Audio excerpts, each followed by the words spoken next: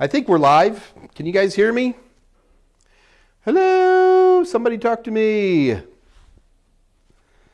Here's where somebody types in, Mike, we can hear you just fine. Yes, my camera looks a little weird for a minute, but bear with me. Somebody has to type in, we hear you, Mike. Hear you loud and clear. Okay, somebody's typed it in. Thank you. All right. Hi, everybody. This is Mike Myers with a weird camera today that's just suddenly decided to do this, which is going to be an issue. Dang it.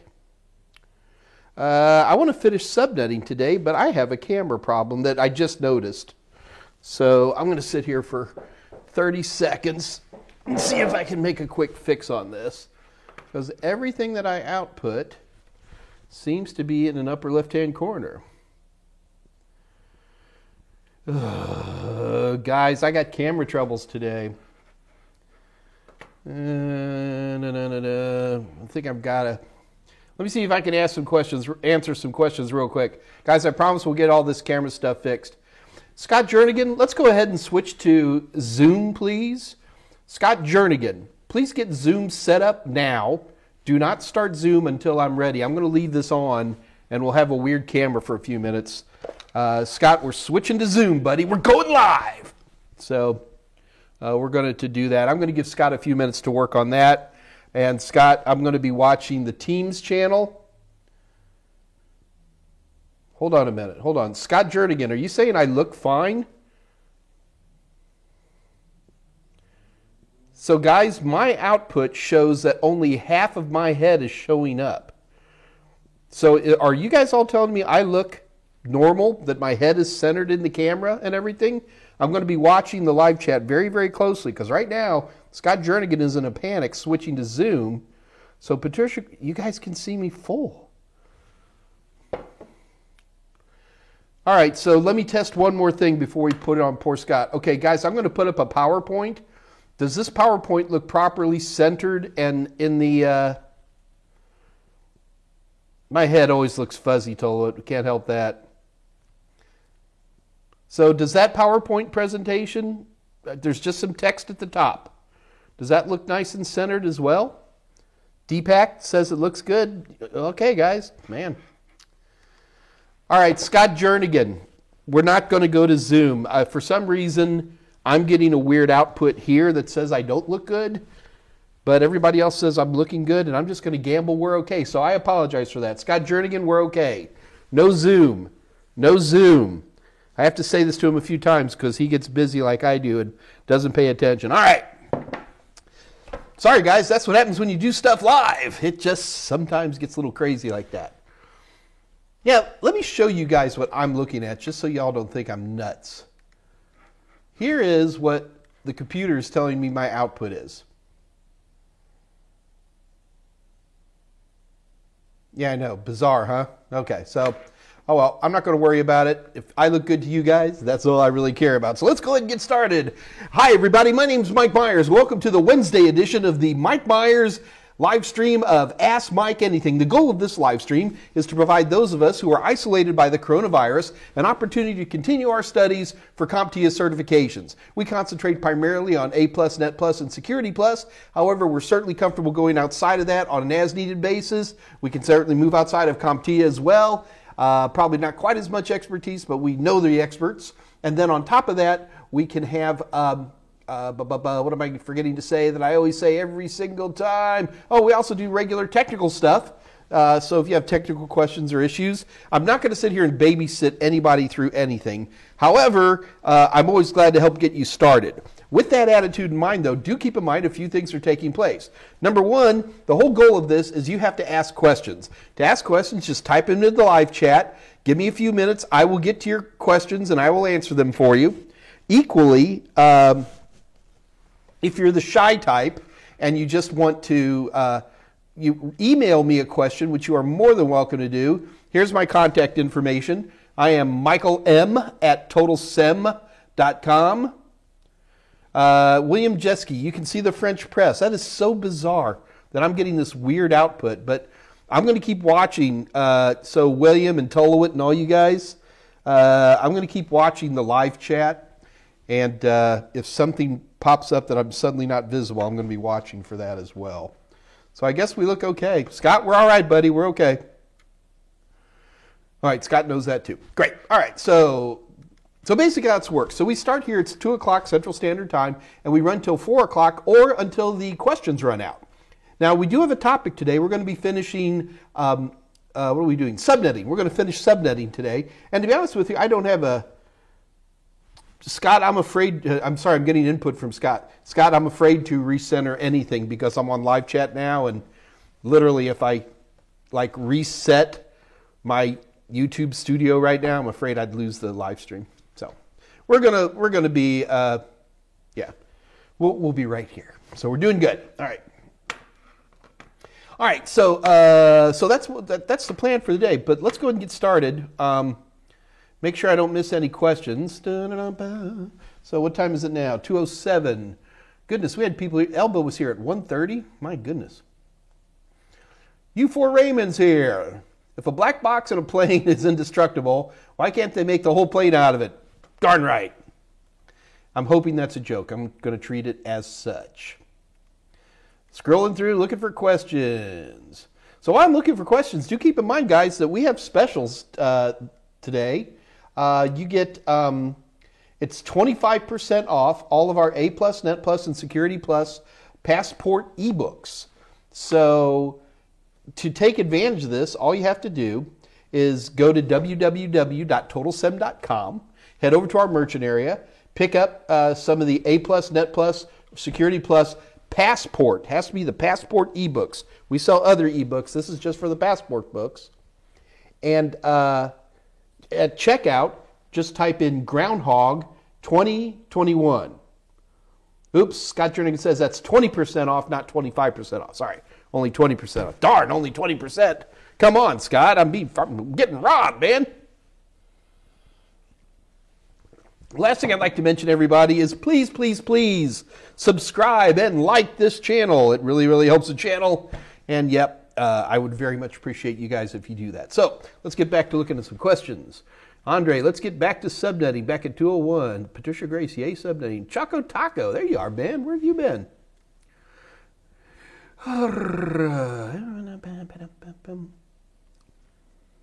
Andres Neary, hey, Mike. Andres, good to see you again, man. Maven Feliciano, Keisha Green, hey, Keisha. I got your email, Keisha. 2:02 p.m. SCPJ. Is it hard to get a job without a bachelor's degree? No. It is not hard to get a job, but you're not going to get, if you're going for a bachelor's degree, in all probability, you're going to be heading mainly more towards systems architecture. You're going to be heading towards programming. More often than not is where people with degrees start. And as a person without a degree, or you can't just say degree or no degree. Here in the United States, for example, you can get an associate's degree at a tech school. It's a 2-year degree. They're extremely well recognized, and they will very, very much help you get a job. Now, if you're just talking about here in the United States, getting a high school graduation, yeah, you can get a job, but they're not going to be as good at jobs. They're going to be cruddy jobs at first. You're going to be in front of a help screen from midnight till 8 in the morning. Trust me, there's a benefit to go to college. If you can afford it, whether it be time or money or mental capacity or whatever it is, you should always endeavor to get a 4-year university degree. Everybody should. That's not an IT thing. That's a life thing. If you can pursue a degree, you should get that degree. Now my camera's looking weird again. Hang on, kids.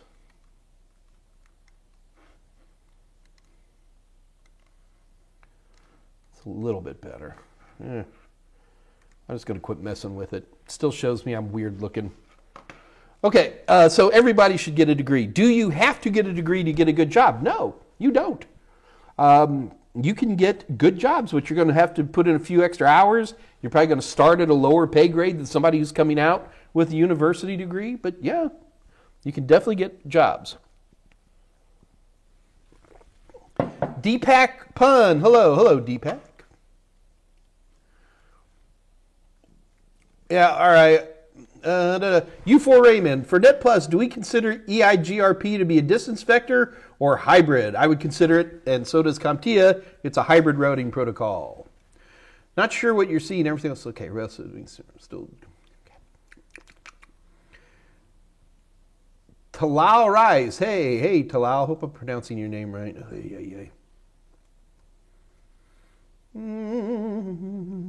Tolowit, my head looks fuzzy. My head always looks fuzzy. Okay. You are pink, and I see all the hats on the shelf. I am a pink person, Patricia. That is true. Always have been.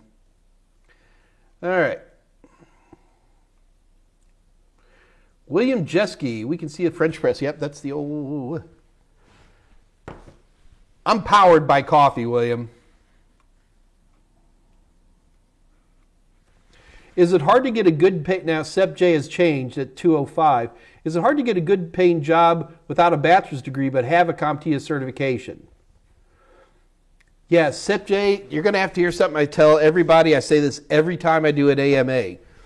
Certifications are not there to get you a job. You will not get a job with a certification. The only thing certifications do is they put your resume at the top of the stack. They get you past human resources so you can get in there for that first interview. At no time should anyone ever think that they can use certification in lieu of, say, a 4-year degree.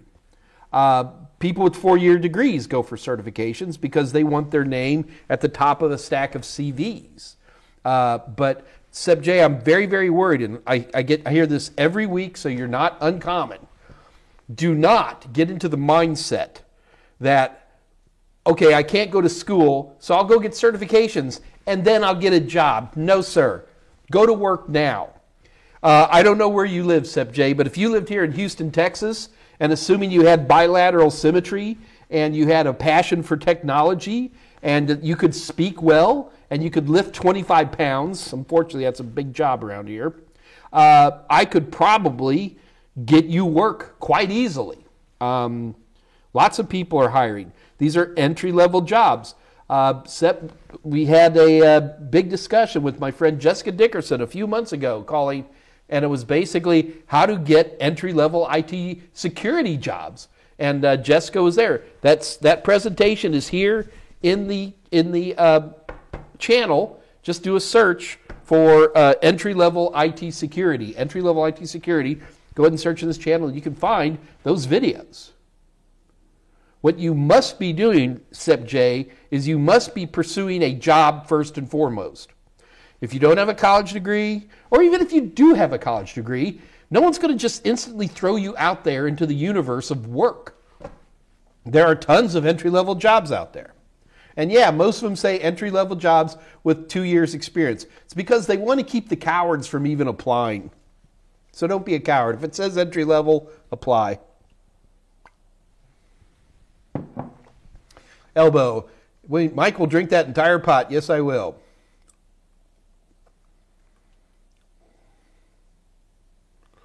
Choco Taco at 206. Mike is about to give you the get a job. And I did too, didn't I?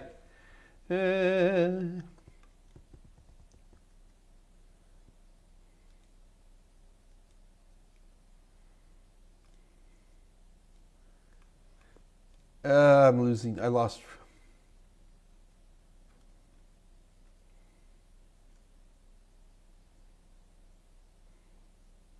So I'm just looking for questions in here.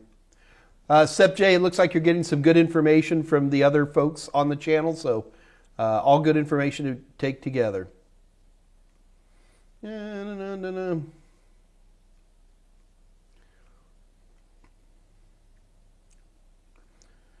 So what's the difference of a passport by Maven Feliciano? Passports are just condensed versions of my big books.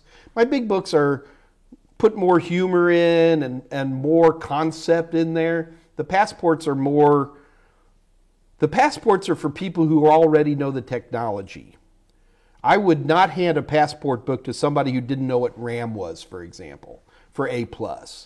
I wouldn't hand a Network Plus Passport book to somebody who didn't even have a basic understanding of IPv4, because it's really more of what's on the exam. So my whole point is, what if I do not have a bachelor's degree at all? Will I be getting a high-paying job? Not at first. No, Seb J. At first, you'll probably be getting a low-paying job. $11 to $15 an hour is probably, here in the United States, is probably where you would start. But the important thing is here, Seb J., the important thing is that people with passion and drive and motivation and the willingness to put in the hours and learn move up extremely quickly in the world of IT. In your first 2 years of work, if you don't get 2 or 3 different jobs at a minimum, you're making a mistake. In the IT world, it is common and normal for people to jump through jobs for your first couple of years while you're trying to figure out what you want to do. So, Seb J, I absolutely assure you that there is work to be had out there. And I can certainly assure you, if you're in the U.S., which is really where my skill set is on this stuff, there's plenty of work.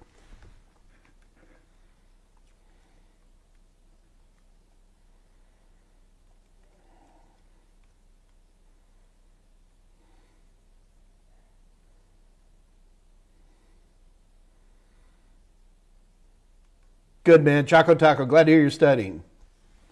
Sep J, this is back at 2:10 p.m. I was doing computer science at university, but I did not like the coding.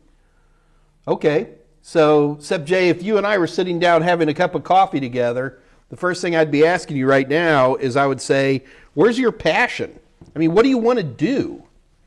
Nothing scares me more than people who come in and go, oh, I want to get in IT security.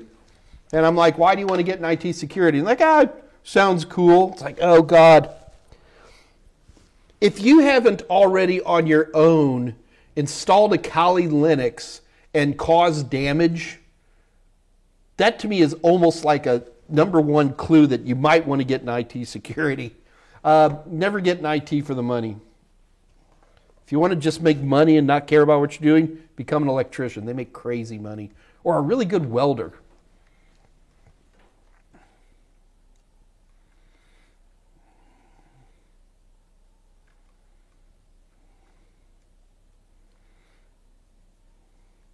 Ulysses Ferrer, Mike, what is the main difference between TCP, UDP, and ICMP? This is at 2:12 p.m. Well, the main difference is they're 3 completely different protocols.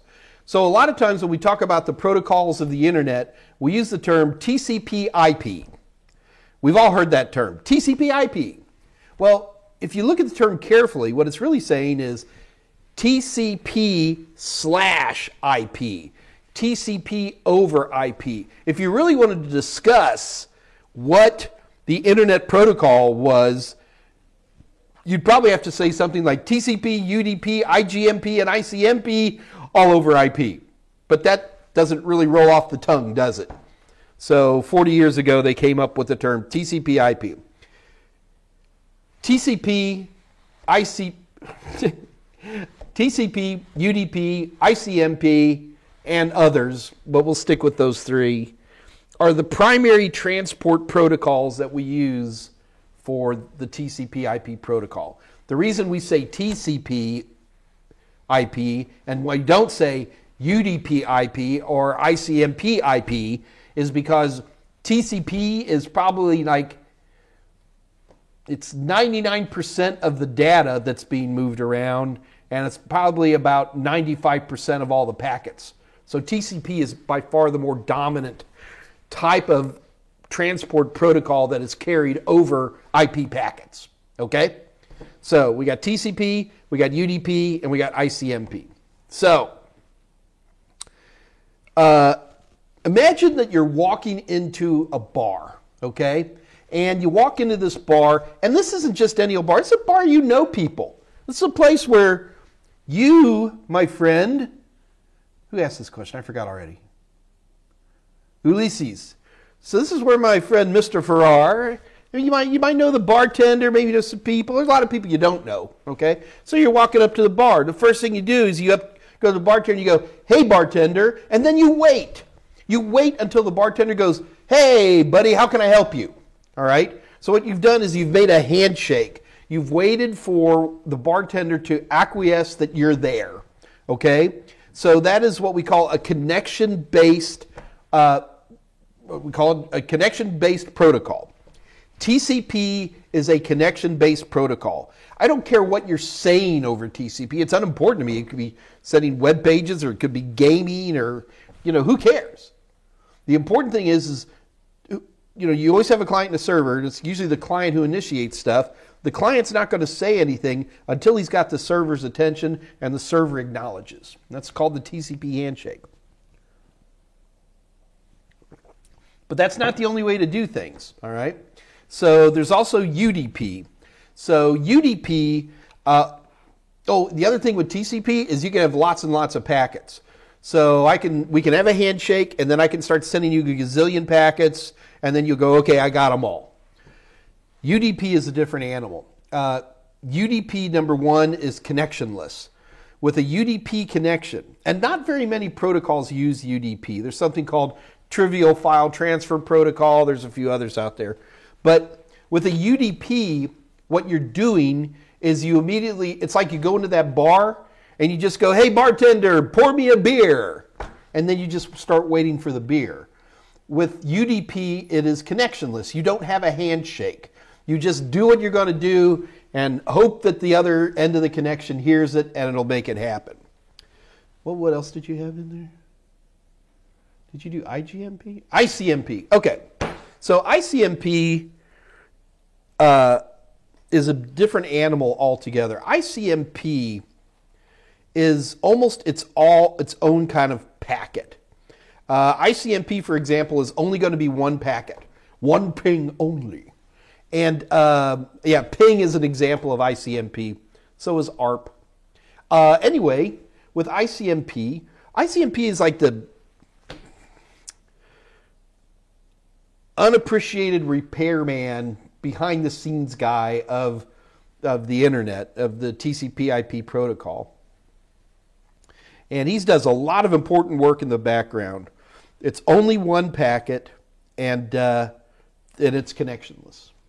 So that would be the big difference between TCP, UDP, and ICMP. Remember, there's two terms to remember. Number one, how many packets does it send? TCP can send a lot of packets. UDP can send a lot of packets. ICMP sends one packet. One ping only. TCP is a connection-oriented protocol, whereas UDP is connectionless, and ICMP is, it's also connectionless. If you remember that, you'll be in good shape. Man, I got to tell you, this is Ulysses, you need to get a copy of Wireshark, buddy. And just fire up Wireshark and just let it run for a while. And then sort out, take a look at some UDP packets versus some TCP packets versus some ICMP. There's other packets too, but those are the big three. There's IGMP and a few others too. But yeah, grab a copy of Wireshark. You don't have to know anything about Wireshark. Just fire it up and you can sit there as one whole column. It's like TCP, UDP. It's all there for you, buddy.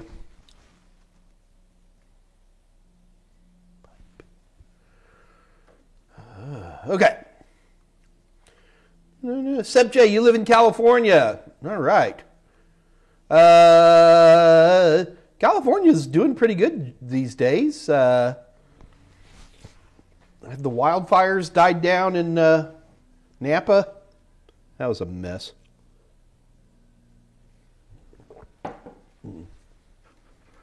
So Seb J, there's plenty of work in California. Seb J, we also did some videos, again, with Jessica Dickerson that was talking about what are the websites you need to go to apply for jobs and what to look for. So, not only did Jessica tell us to go to LinkedIn, which that was pretty cool right there, but you and I know about LinkedIn, right? Well, I didn't know anything compared to what Jessica showed me in terms of features that you can do. You might want to check that video out as well.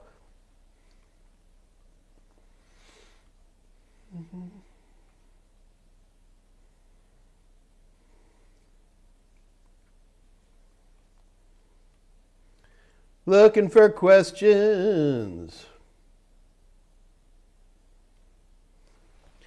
Austin Noonan, none of my study materials are mentioning cloud-based technology. What do I need to know for A plus 1001? Well, Noonan, sorry. With a name like Noonan, you know I'm going to have to quote Caddyshack. I'm sorry. There's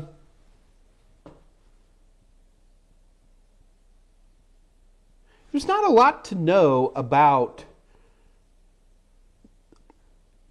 virtualization for the A plus 1001. Most of it's in 1002. Scott Jernigan, can you do me a favor? Can you check the objectives for the A plus 1001? Is there cloud stuff in the 1001?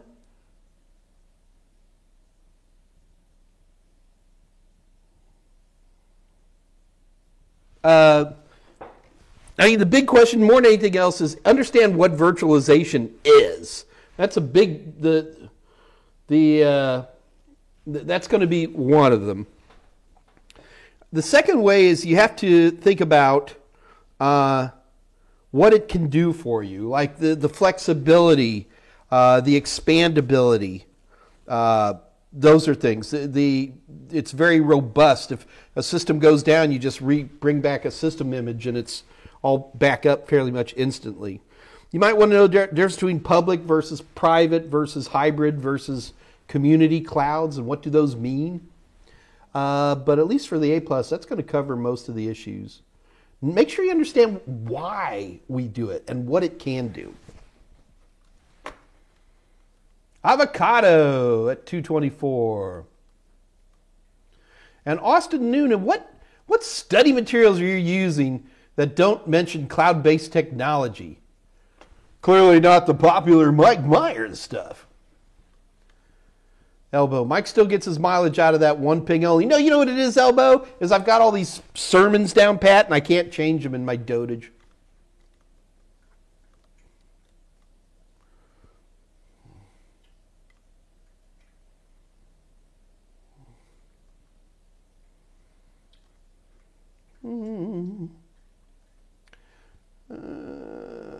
We are between fires. What a mess. Yeah, William Jeske at 226, he says, we're between fires. I was in Napa in August, and between the wildfires and COVID, we were like the only tourists in Napa. It was nice. We were at the Silverado Winery, which can easily seat 250, 300 people, and it was two of us in the whole damn winery. Tea, Earl Grey, hot. Ulysses Ferrer, Mike, do you have a Linux book? I do not. I know, I'm getting a lot of pressure on this. Edward, there you are, buddy. Mike, what will happen if my internet goes off while exam? Edward, we've had two people where that's happened to them. And in both cases, they were able just to get back on. And in one case, the system just really, they had to reboot the computer, and it just came right back. And it worked. The other person had to jump through a couple of hoops on an 800 number. But in both cases, the clock stopped, and they were able to move on. Now, there is some limitation here, and just because we've heard two people having a good result, that doesn't mean your result is bad. What I'm more worried about is, Edward, why would you worry about your internet going off during an exam? I'd be more worried about my power going out here in Houston. I'd be more worried, I got pretty good systems here. I wouldn't worry about that too much. Do you have like really cruddy internet and you're kind of secretly worried about it? They do require, there are certain levels, you're going to have to go over, oh God, Scott, what's the link for that?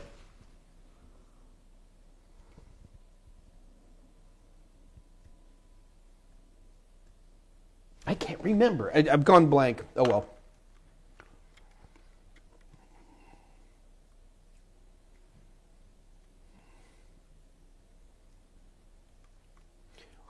Austin, I'm going to tell you, I don't like telling people this because it's how I make my money. But if somebody is willing to not be picky and they're willing to look at alternate sources, you don't need to spend a penny on training materials. Not really. You know, it's not easy. But it could be done. How's that coming from Mike Myers? Mahamat Yitserver, Mike Myers, popular trainer. That's me, buddy. Deepak at 2:29 p.m. If I have the time, do you recommend studying for the trifecta at the same time or go one by one? The trifecta? You mean like the 2 A pluses? Oh, you mean A plus, Net plus, Security plus. Deepak, do one, then the other, then the next. Do A plus, then Net plus, then Security plus.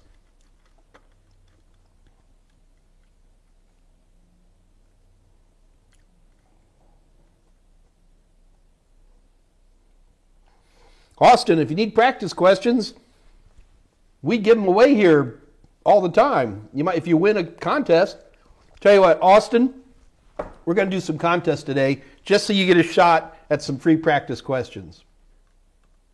David Rush, please like and subscribe. Absolutely. Also, do keep in mind, guys, this Friday, Dave Rush, or the DRAMA, which he calls drama. Dave, what are you going to be covering this Friday in the world of Raspberry Pis? Let's see what Dave has to say. Edward, my ISP loves to die from time to time. That's why I'm concerned about it. Edward, I would be too. Go to a place where you have less concern. Yes, home testing is at OnVue, ONVUE.com. Edward, check out that link that Scott Journey had put up there, and you should be in good shape. Elbow, anybody know a good place to grab cheap PC cases? Elbow, the place I would go for cases more than anything else is look for junked systems. As long as it's nothing proprietary like Dell cases or something, most of those are highly interchangeable. I live here in the U.S., I live on Craigslist for things like that. I'm always looking for old dead computers. The other thing you do is find some of these mom and pop computer repair places. They've always got a stack of corpses in the back that they're always looking for people to get rid of. Tolowit, you're hilarious, 443. Maven Feliciano, guys, we are doing subnetting. I haven't forgotten. I was just thinking that earlier this morning. Can I get free sources? But you need to know. And the biggest problem with free sources for anything, and this isn't just true for IT or Mike Myers stuff or anything, it's quality. And it's organization. Professor Messer has all of his videos on YouTube for free, but they're poorly organized. It's a tricky process to watch that kind of thing. You're clustering pies. Okay. That's interesting. Sep J, Micro Center. Yes, Micro Center here in Houston is definitely hiring.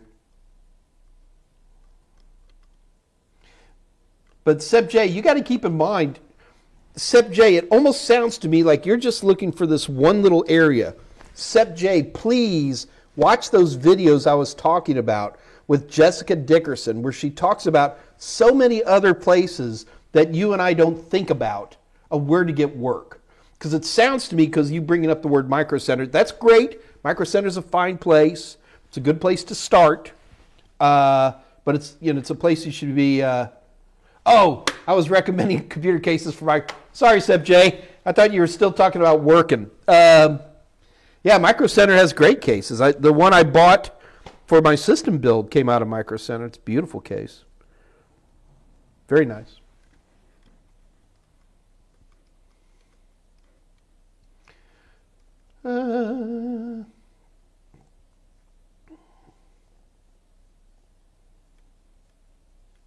Okay, 2:35 p.m. We're caught up. We're about time to start jumping into...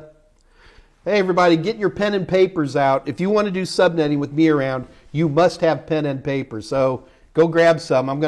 Jason Smith just asked a question, and then we're going to get cracking here. Who decides whether TCP or UDP is used? Is this something that is manually configured? No. Or does the computer decide upon the best method? No. Whoever invented the protocol made that decision. So the powers that be, when they decided to invent web pages, and when they first invented HTTP, that's when they decided they'd use TCP. The people who invented FTP decided to use TCP. The people who invented trivial FTP decided to use UDP. It's up to the inventors of the protocol. Think about it. UDP is going to be a lot faster than TCP in most cases because UDP isn't waiting for a handshake.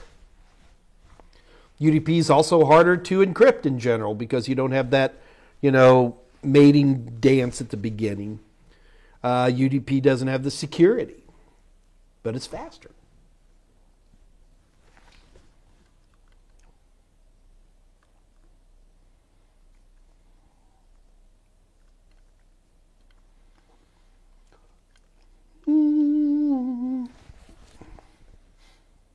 Yeah, no problem, Sip J. Always here for you, brother.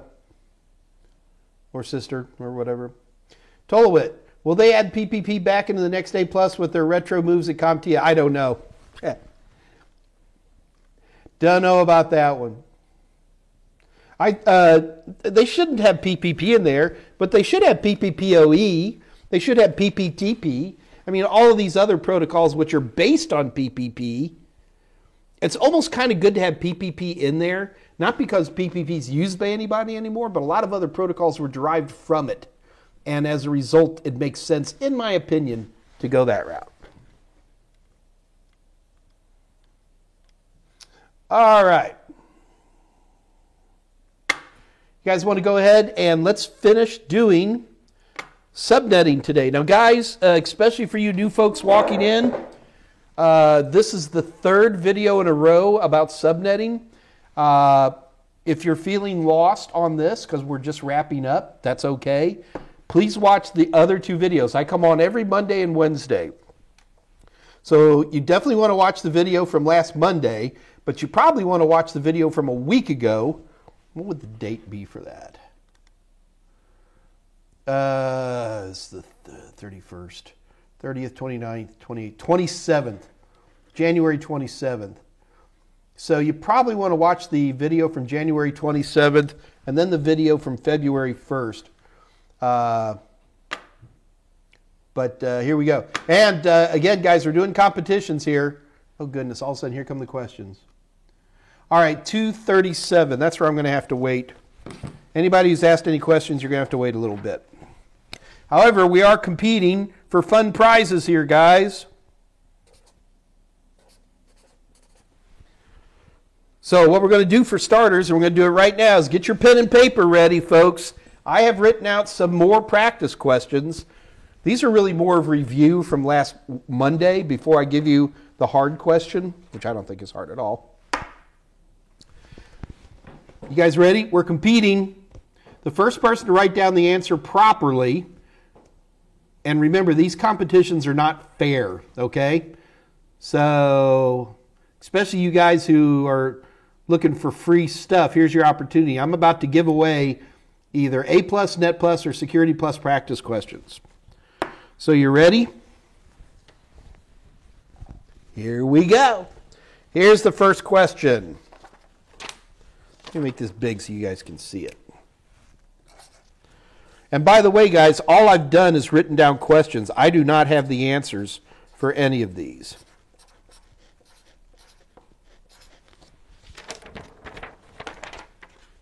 The first person who I see the right answer in the live chat wins.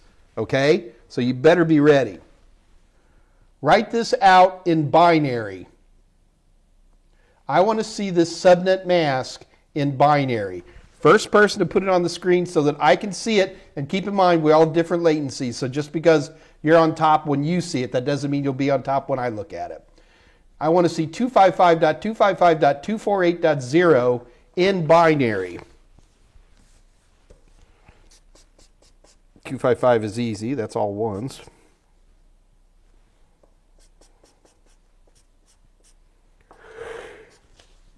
What? 128, 192, 224, 240, 248.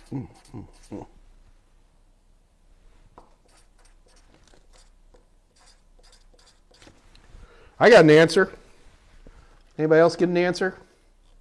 Oh, we have people who are actually competing here. All right, so I got my buddy Patricia Grace. Patricia, your nomenclature isn't exactly perfect. Jimmy Milligan, you've got 5 periods in there for some reason. Santi 247365 isn't quite right, but you're closer. It looks like Mark Wheeler is going to be the winner, but let's take a look here. So Patricia, next time just type it again. Let me just look here for a minute.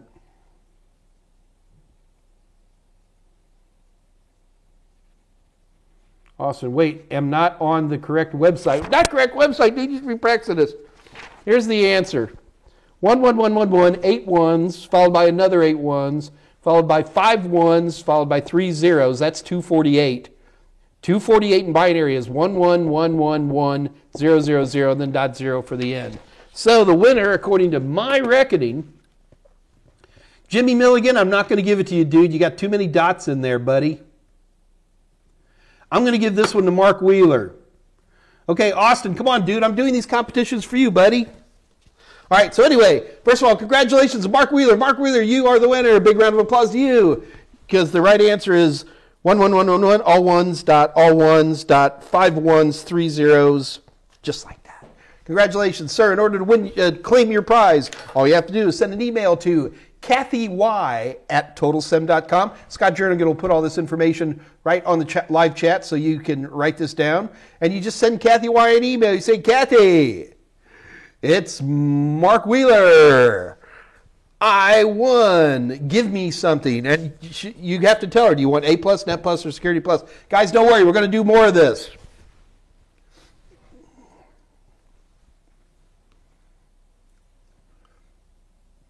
Austin Noonan, are we answering in YouTube chat? Yes, where it says live chat. Austin, you just type in the answer. And don't type in 443. It's an inside joke. Don't worry about it. That was fun. Let's do it again. You guys ready? Burn through a lot of paper when you're subnetting, aren't you?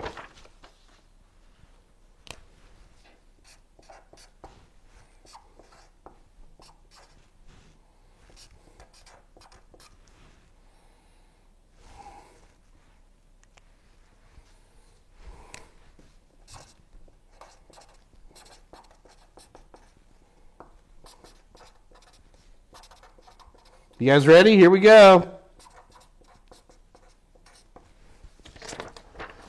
You have started off with a network ID of 14, 15, 16, WAC 24. Did you notice that I didn't write in 14, 15, 16.0? You can write it either way, and it's perfectly fine. When you're writing network IDs, if you don't want to put in the last zeros, you're allowed to do that. So don't let that throw you, folks. I could have just as easily written 14, 15, 16.0 WAC 24. It would have worked either way. I need to make 6 subnets out of this. So how many hosts will I have in each subnet? I need to make 6 subnets. How many hosts will I have in each subnet? Now, for those of you who are watching from last Monday, you know the number 1 rule is it ain't asking for IP addresses, so the only thing you need here is a subnet mask. You don't need that 14, 15, 16 to even answer this. You got it? So the number 1 thing you do, what's the number 1 thing we do when we're subnetting? You write out the subnet mask in binary. You write out the subnet mask in binary.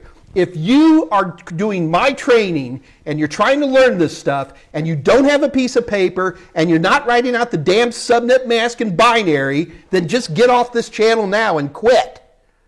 You won't get it right. So now I will write out WAC 24 in binary. 1, 2, 3, 4, 5, 6, 7, 8. Here I'll use a period because I like periods. 9, 10, 11, 12, 13, 14, 15, 16. I'll put another period. 17, 18, 19, 20, 21, 22, 23, 24. Oh, that's convenient. And then 8 zeros. There. I have just written out WAC 24 in binary. The next thing you do is you draw a big line. I wish I had a red pen right now. Where's Scott Jernigan when I need him? You draw a big line where the subnet mask ends. There, look, I just drew a big line where the subnet mask ends. See the 1 stop and the 0 start? Do you see where the 1 stop and the 0 start? I draw a big vertical line. Oh, we got people answering this already? Huh? I'm going to have to move quick. All right, so if I move it over 1 time, I get 2 subnets. If I move it over 1 time, like that, that's going to make it a WAC 25, and I get 2 subnets. Where the last octets all start with 0, and then where the last octet where they all start with 1, 0 or 1. But I need 6, right? So if I move it over 2, that gives me 4 subnets. If I move it over 3, that gives me 8 subnets. There's 3 zeros there, folks. I've moved it over 1, 2, 3 times. I'm going from WAC 24 to WAC 27. I now can work with those 3 zeros. Each different combination of 1s and 0s is a different subnet. Again, one combination, that's all zeros. That's 1 subnet. 0, 0, 1, that's 2. 0, 1, 0, that's 3. 0, 1, 1, that's 4. 1, 0, 0, that's 5. 1, 0, 1, that's 6. 1, 1, 0, that's 7. 1, 1, 1, that's 8. I can now have 8 subnets. Well, Mike, the question said 6 subnets. Tough bananas. You're either going to have 4 or the next step up is 8. You don't get 6 subnets. Well, that means we have 2 too many. That's what subnetting is all about, kids. Sometimes you have too many subnets. Okay, so I've moved it over 1, 2, 3 times. That leaves 5 characters for me to work with hosts. Look, you see where I moved the line? There's 5 zeros left. That's the host ID part. So that's 5. If remember, we have 2 to the n minus 2. So 2 to the 5, 2 to the 5th. Oh, come on, Mike. 128. So it's 32. 2 to the 5th power is 32. If you don't know what I'm talking about here, folks, it's okay. But at your own time, you're going to have to go back and watch Monday's video. So it's 2 to the 5th, which is equal to 32. But remember, you can't have all zeros and all ones. The answer is 30. Isn't that cool? Here's a question that's got all this 14, 15, 16 goobity-gock, but it's not asking you. If it doesn't ask you what are the IP addresses, you can ignore the subnet. You can ignore the network ID. Just look at the subnet mask to get all your answers. It didn't ask you. Okay, so the right answer is 30. Let's see who got it right this time. Oh, I definitely see some 30s here. Who is the first 30? Okay, according to my calculations, the first 30 is David Zientara. David Zientara. Ooh, it looks like Nada D was right behind him. Austin Noonan, 4. Hey, good try, man. You know, nothing wrong with that. Keep trying, Austin. I am doing this for my new friend, Austin Noonan, because he needs free stuff. SAS.A.S64WA. God, I hope I'm not saying something ridiculous. All right, but the right answer is 30. We did get a lot of people. David Zienter, congratulations. You are the winner of the second competition. David, in order to claim your prize, all you have to do is send an email to kathy.y@totalsem.com. Scott Jernigan will write all this into the chat window so you can see it. Send her an email. Say, hey, Kathy, this is David. I won Mike's second competition, and I want a copy of the Net Plus questions or whatever you want. And Viola, Kathy will send them to you. How easy is that? Why, yes, there's a lot of caffeine in this coffee. Why are you asking?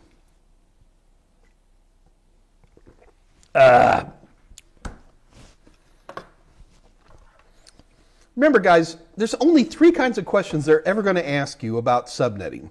They're going to say, given this value, given this network ID, what are the addresses in there? That's one. We haven't done one of those today. Number 2 is the one we just finished, which is by far the most common. You start out with this subnet mask. you need 3 subnets or 4 subnets. How many hosts do you have? Or you'll start out with this network ID.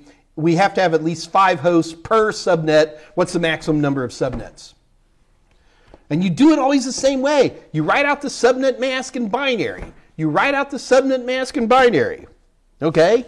Some people start getting good, and they'll do stuff like this. They'll go, Mike, I'm really good because it's WAC 24. I don't want to write out all these ones. Fine. If you've got your own little shortcut nomenclature that speeds things up, go to town, baby. I'm just telling you a way that will work 100% of the time, all the time. And then the third question you're going to get, which is what we're going to do, not next, but very soon, is you're going to have a question that says, you've been given this network ID. You have to break it up into a certain number of subnets with a certain number of hosts. What are the IP addresses for every new subnet you've just created? That sounds hard, but it's actually really easy. It just combines what we've just done. I'm going to add another. Well, let me add one more piece. Okay, you guys ready for your third question? Third subnetting question today. And guys, again, I haven't tested any of these, so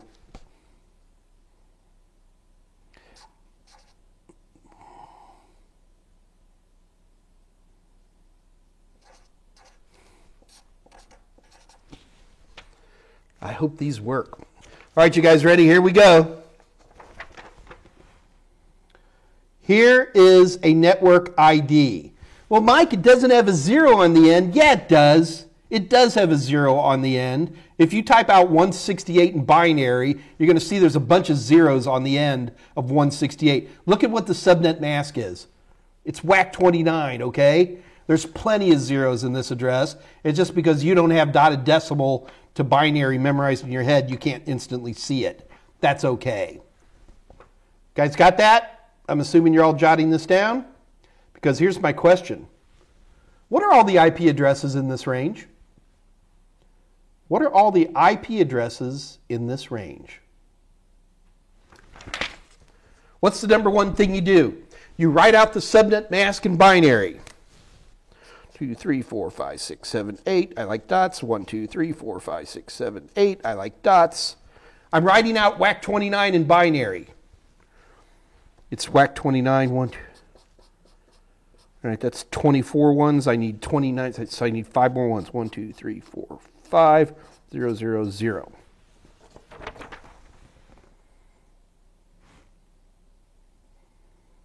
Remember what we're trying to do here, folks. That is a range of IP addresses. We're figuring out what that range is. Okay. I can do this. I'm going to cheat and use my calculator. Now that I've written this out in binary, I'm going to draw a line. What I'm going to do now is I am going to write out the IP address in binary. But I'm going to cheat and use a calculator because I'm in a hurry. Clear. 205. Oops, get out of scientific. Let's go to programmer calculator. 205 is 11001101. No, you don't get to use a calculator on the CompTIA exams. But for those of you who've watched other videos, we know that we can convert any value from dotted decimal to binary or binary to dotted decimal simply by remembering one thing. Remember the number 128 and put it in the upper left-hand corner. So if you're having any problems with the conversions, just remember, take the number 128, put it in the upper left-hand corner. What's half of 128? 64. What's half of 64? 32. What's half of 60? 8, 4, 2, 1. And then you can do all the conversions. We've got 2 videos already showing you guys how to do that. I don't want to do it again. All right, 49. Oops, clear. 49 in binary is 00110001. What's the third value? Is 215.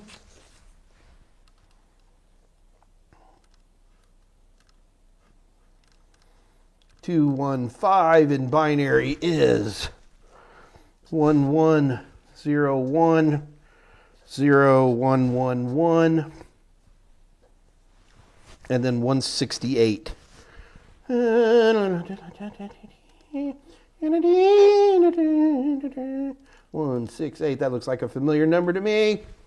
And it is 10101 followed by 3 zeros. There you go, guys. There, I just converted 205, 49, 215, 168 into binary. That's what I did there in the bottom. Look at the end. Wherever the subnet mask shows zeros, the network ID shows zeros. That always happens. Because if you don't have zeros on the end, it ain't a network ID. So don't let that 168 fool you, folks. There's plenty of zeros on the end. There's plenty of zeros on the end. People look at 168 and they're like, I don't understand. There's no zeros. The network ID has to be 192.168.4.0. That one I got. There's plenty of zeros on the end. It's just because most people aren't used to looking at IPv4 addresses in binary. They don't see it.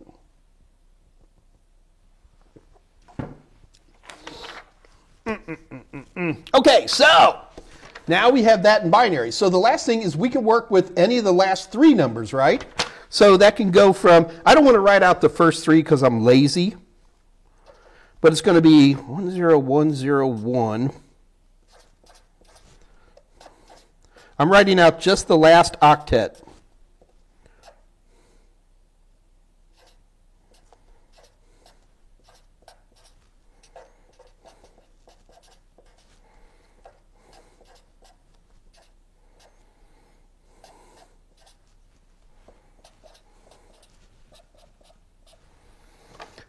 All right, so first of all, I have 3 characters, right? If I have 3 characters, that means how many hosts will I have for each one? 3 characters, 2 to the third is 8, minus 2 is 6. I could have written these all out. Oh well. I could have written out all 8, but I'm lazy, and I didn't. So if we look, let's just look at that last octet, okay?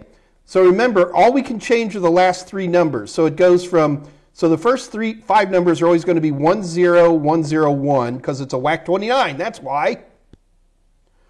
But the last 3 numbers, it could be all zeros, it could be all ones, and 6 combinations in between all zeros and all ones. So we can't use all zeros or all ones as a host ID. So we go from 10101001 all to 10101110. So that's my range in the box. Because I took out all zeros and all ones. That's all. You guys are going to make me do this calculation, aren't you? Okay, fine. So it's going to be 205.49.215.169. I'm just going to do the other one. Use a calculator. Come on, guys. So few things make me happy anymore. 10101 10101 110.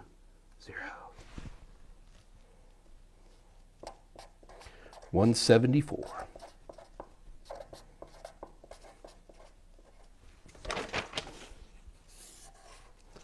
So here's our answer up at the top. 205.49.215.169 to 205.49.215.174. Read them and weep. That's the hardest possible type of question you will ever get on a CompTIA subnetting question, where not only are they going to ask you how many hosts and how many subnets, but it also wants you to list them out. Do keep in mind here, folks, the way I've done this is that, well, I've actually got one more to do for you. Did anybody get this one right? Let's see if we got anybody in here. I'd love to give away more stuff.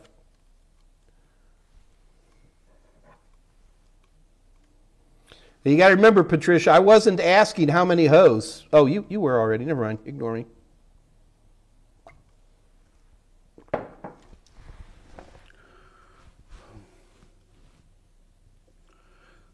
Sorry, Santy. Two of you guys retracted messages. Okay. I'm looking for a winner here. So I said 169 to 250, 274, right? Oh, Santi, close, but what? One little tiny typo. All right. Oh, man, I'm going to... Nada D is the winner. Nada, do you want this prize? I know you've won a few before. Nada, you are the winner. Congratulations to you. Nada, do you want to keep this prize or do you want to pass it to our new buddy, Santi247365? Your call completely. You are more than welcome to it. You are the winner. Nada, tell me what to do.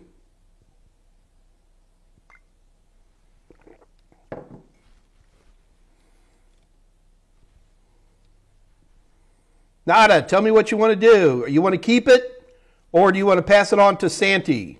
Okay, I figured you'd want to pass it. Santi247365. Thanks to the generosity of Nada, you are the winner. Congratulations to you. In order to get your prize, all you have to do is send an email to Kathy Y, that's Kathy with a K, at TotalSem.com. Send her an email saying, I'm a winner of today's contest, and I would like access to, and then tell her, say I want A+, Net Plus, or Security Plus. The choice is completely up to you, and just let her know. So, again, thank you, Nada. I appreciate it. I know you've won a few, so it's always great to see you guys being generous. And Santi, congratulations. Well done. Well done. Oh, but we're not done. What we're going to do now, guys, is we're going to combine everything we just did and just do it one time, and now we're going to make the more complicated one. I know I said the one before, but this is complicated. It's more complicated now. Let me get another sip of coffee in me.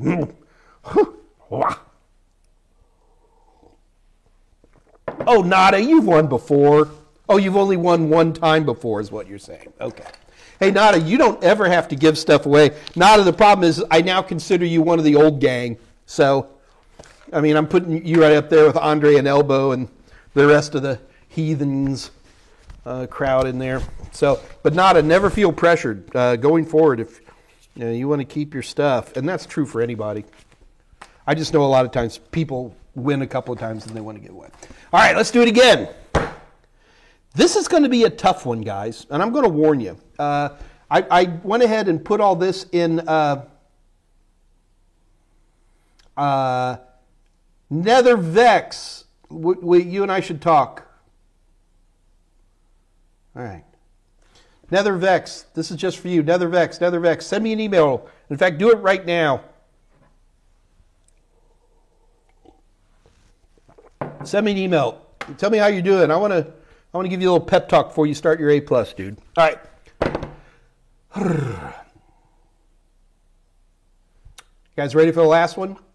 Here is the most complicated question you're going to run into. Let's take a look at a question like this.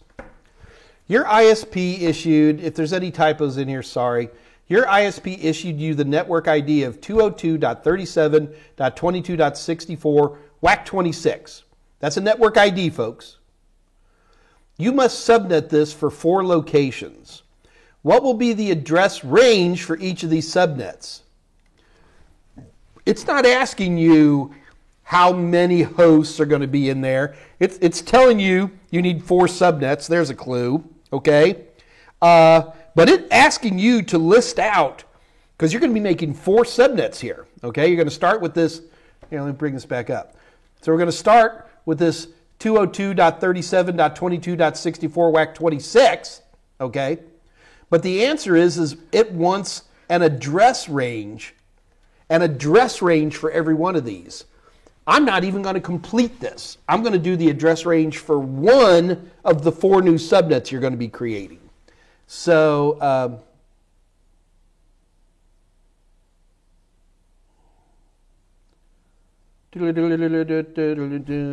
getting input from Scott Jernigan. Hold on one second, guys.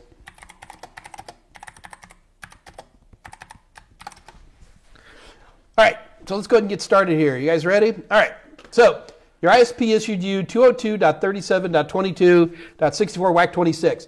You got to subnet this into 4 locations. And what will be the address range? So let's go ahead. Number 1, let's just subnet this thing, okay? You ready? Here we go.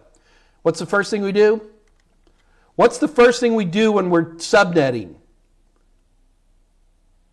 We write the subnet mask in binary. There we go. Would you guys agree that that's a WAC 26? Count it. 1, 2, 3, 4, 5, 6, 7, 8, 9, 10, 11, 12, 13, 14, 15, 16, 17, 18, 19, 20, 22, 23, 24, 24, 25, 26. Thank you, Andre. Write the subnet mask in binary. Here we go. All right. So that's the first thing we do. And now I'm going to go ahead and, because it's asking me for IP addresses, folks, I know to go ahead and write down the network ID in binary as well. One more time. The question's asking me, what are the address ranges? I know at the moment I hear what are the address ranges, I'm going to have to do the network ID in binary as well. If they were just asking me how many subnets, how many hosts, I could ignore the network ID. But they're not. In fact, it doesn't even ask me how many hosts are in each subnet. It doesn't care. Here, look at the question. Nowhere in this question is it asking me how many hosts are in each subnet. That's because it doesn't care. It does not pertain to the question at hand. So let's go ahead and let's go through this. Come on, nothing changes here, folks. There we go. So draw a little line. There we go. I'm going to draw a vertical line where the subnet mask ends and the host ID starts. You guys ready? Now, I need 4 locations. And I know that we'll get 4 subnets if we move it over twice. If you move it once, you get 2 subnets because you have a 0 and a 1. If you move over twice, you're going to get 4 subnets. 00, 01, 10, and 11. Okay? That's how I know that. And plus, we've done it like 6 times already. So that's how I knew to move it. So I've taken that WAC 26 and I've turned it into a WAC 28 to break it into 4 subnets. Let's keep going. So the trick here, and this is where you have to be careful, this is what gets people in trouble, is the only thing you're going to write underneath this line are your new network IDs. So I'm going to put some color into this, make it a little bit easier. So I'm going to have one chunk of addresses that are going to be 00. I'm going to have another chunk of addresses that are going to be 01. Now you notice this is just inside here. The reason we're working with this is because we started with a WAC 26 and we moved it over twice. You can't do diddly to anything on the left of this. The only thing you can mess with subnetting is stuff on the right. This network ID was issued to you. You can't jack with any of these numbers because your ISP has these locked in stone. But you can certainly mess with these. Let's keep going. So here's going to be 10, and here's going to be 11. These, folks, are your 4 new ranges. So the last address, so all of them are going to be 202.37.22, but that third one is going to be different for every one of these. Okay? So for funsies, I'm just going to concentrate on the top one here.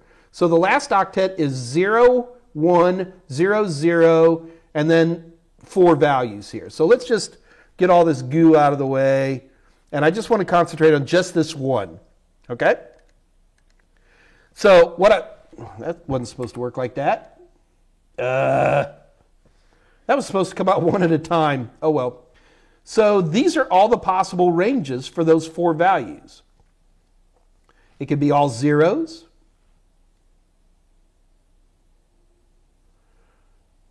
This can be all 0, 0, 0, 1, 0, 1, 0, skipping. I don't want to write them all down. And here's 0, 0. This is the last of 0, 0, 0, like just like that.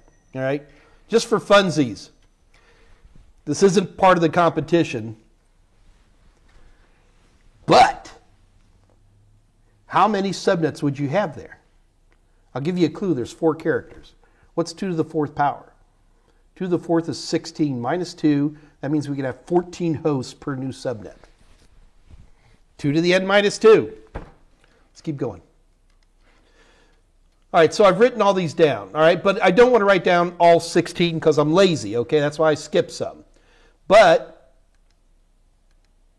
we can't have all 1s and we can't have all 0s. So it starts with it'll be 01000001, which is going to be 65, and it goes to something. I'm not sure what that is. So now I'm just converting it. I put this in. I put 128 in the upper left-hand corner. I really didn't mess with the first three values, so I knew the first three values are still going to be 202, 37, 22. But I did have to get that fourth value. And then the lowest value is going to be here, 0100111110. Let's see if I can do this in my head. 74? 78. That's what I get for guessing. Can't be 74. There's a 2 in there. All right, so there we go. So the address range is 202.37.2265 to 202.37.22.78. That's the most complicated question you'll ever see. You've got a subnet mask, chop it up, and by the way, tell me what the IP addresses are. That, my friends, is subnetting. Yay? Nay? Have a little more coffee, Mike. I'm what you call a coffee achiever. All right, let's see what people are saying here. There really was an answer here for a competition. Did anybody write down...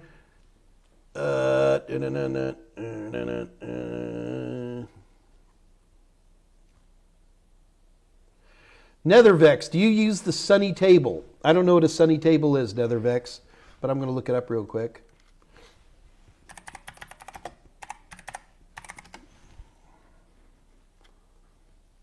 Oh, that's Sunny Table. I have heard of that thing, and I've actually watched a few of this guy's videos. I personally think what I do is easier. But so what they're talking about is this guy called Sunny Classroom here, folks, just so you're actually curious who this person is. He's on YouTube. I find his accent distracting personally, but yeah, I am aware of it. I do not use it. All right, so who got an answer here for me? Or is this done with binary math? Actually, Nethervex, there's no real binary math in here. We convert everything to binary, and the reason we convert everything to binary is because it is binary.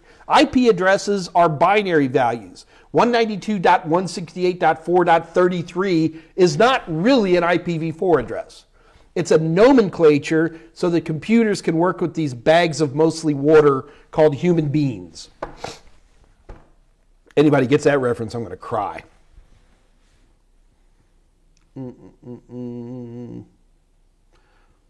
So, but I'm not using binary math. If anything, the only thing I'm doing is I'm counting with binary.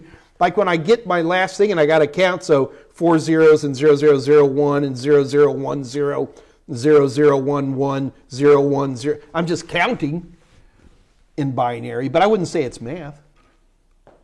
It's just counting. Oh, so we got no winners on this, huh? Got some good attempts.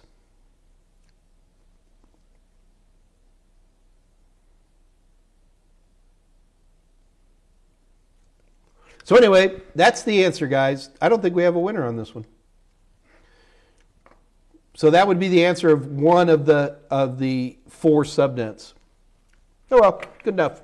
I'm going to leave it as is. Winnerless.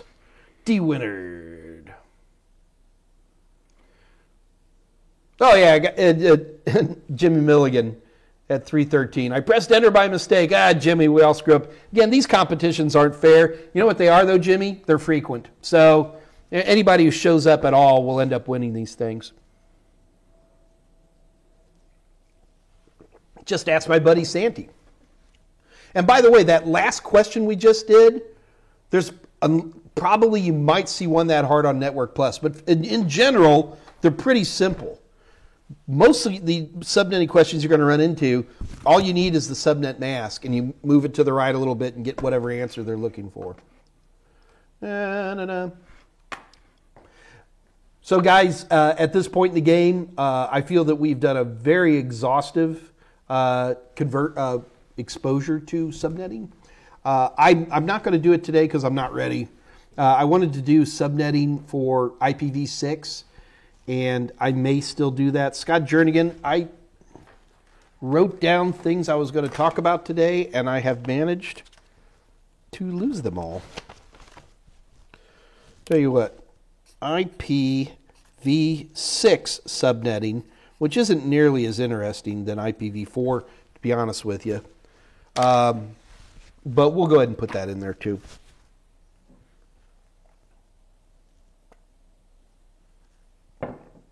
Uh, 3:13 p.m. Nutty Archery. Is the CISSP worth getting as an entry-level cybersecurity certification?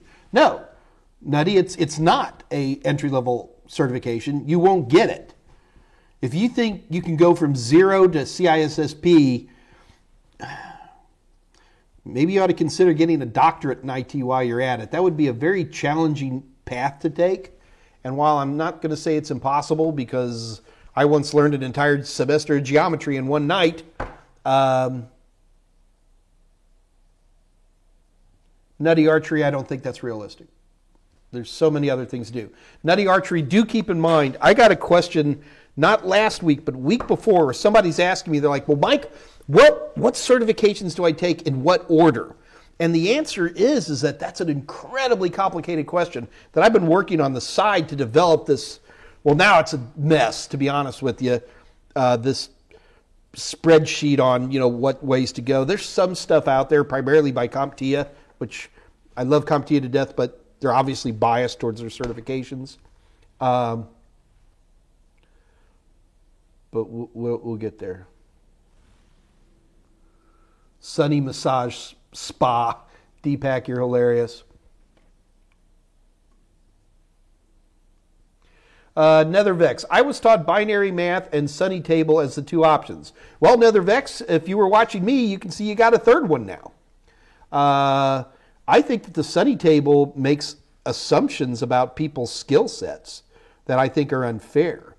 Because the problem is, I like to know why I'm doing things. And that Sunny guy, he is very sunny, I'll give him that. He doesn't really get into why we do this. And if you watch, especially last Monday and then last week, we really get into why we're doing this and try to generate scenarios as to where that comes from. But the only thing I care about in Nethervex is that you pass these questions. So if you look at different methodologies to get to the same place, it's all good. And it's just a matter of practice.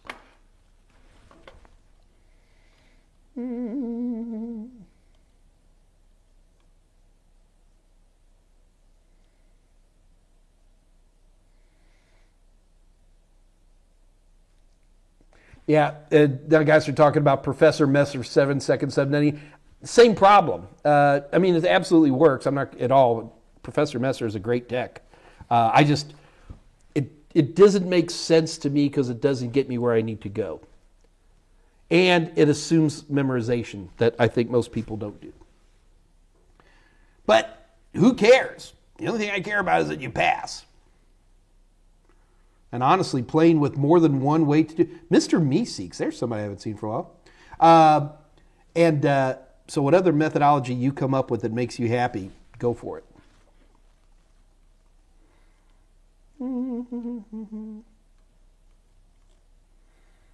All right. Are we out of questions already? It's only 3:20. Okay, guys, that is all I have for today. So, a couple of things. Number one, just because you are nice enough to show up today, remember we have 20% off all of our ebooks. Just go to www.totalsem.com, go over to our merchant area, and you get 20% off all of our A+, Net+, or Security Plus Passport, the condensed version, ebooks. And all you got to do is head over to www.totalsem.com and pick the books that you want. And just before you check out, use the code Groundhog 2021. For you folks not in the U.S., yesterday was Groundhog Day, where Puxatani Phil, the groundhog, sticks his head out, and if he sees his shadow, there's 6 more weeks of winter or whatever. There's a great movie with Bill Murray called Groundhog Day. Watch it if you get a chance.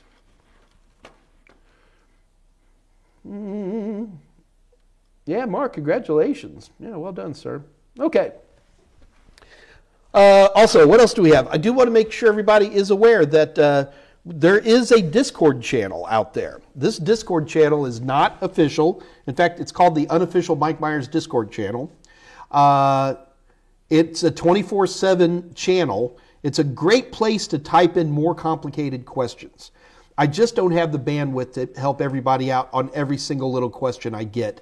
I can't. And I have to be a little bit picky. I get close to 400 emails a day, guys. And I'm always glad to help. In fact, I'm forgetting I got to cover some emails today. But this Discord channel, and Scott Jernigan, would you be a buddy and throw the Discord channel up there for us, please, if you haven't already? And I even show up on there. You'll see Scott Jernigan. Hey, bring a camera and you can sit here and chat with us. It is not politically correct, so if you're a thin-skinned person, you might want to stay away. It's a little bit dangerous, but it's a lot of good answers and well-meaning and serious-minded texts and a couple of people with drinking problems, but, whatever. I'm kidding. It's a great group of people.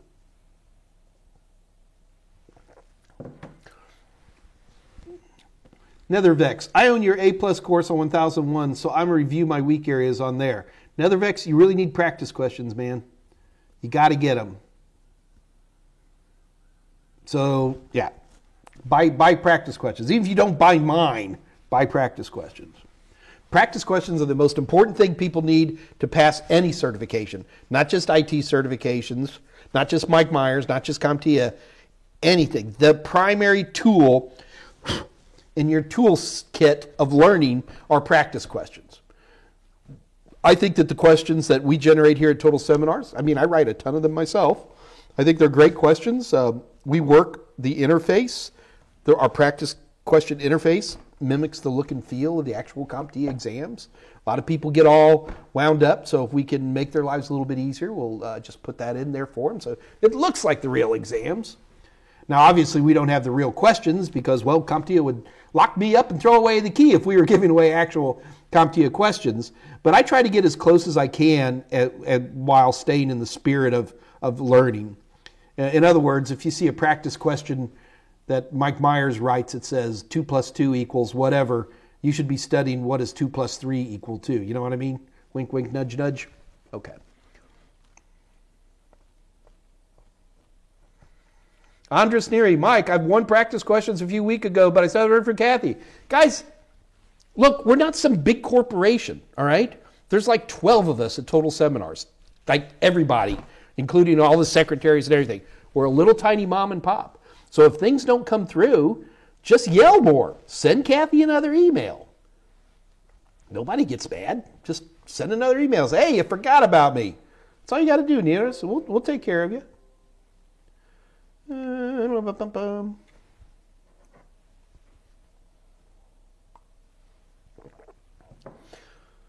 So, one of the things you guys really ought to do is, one of the fun things to do with subnetting is, especially if you got VMs, you got a couple of Linux VMs, you spin up 2 Linux VMs and set them up for, you always put them in like 192.168.4 WAC24. Well, try putting them in something like 192.168.4 WAC29 and, give them IP addresses and play with them. And all you have to do, all you want to do is ping each other. Just ping. In fact, use a Windows system too if you want. Doesn't matter. And just practice pinging each other with these wacky combinations of IP addresses and subnet masks. It's fascinating what will take place. For example, and forget about DHCP. You're doing all this statically, okay? So you go into one system and you type in your IP address is 192.168.4.10, and it's a WAC24. You go to the other system. Your IP address is 192.168.4.200, and it's a WAC24. Have them ping each other. They'll ping just fine. Then go in and just change the subnet mask. Just the subnet mask. Change the subnet mask from WAC24, change it to WAC30. And suddenly, you're on different subnets, folks, because you changed the subnet mask, and you basically just subnetted that thing. It's really fun to do in a larger classroom when you have 8 or 10 computers, because you can have half the room on one, half the room on the other. Just have them keep pinging each other. It's great, great fun. And it's also, if you ever took one of my Network Plus courses, we would actually also go into routers and statically configure routes for all these little subnetted things.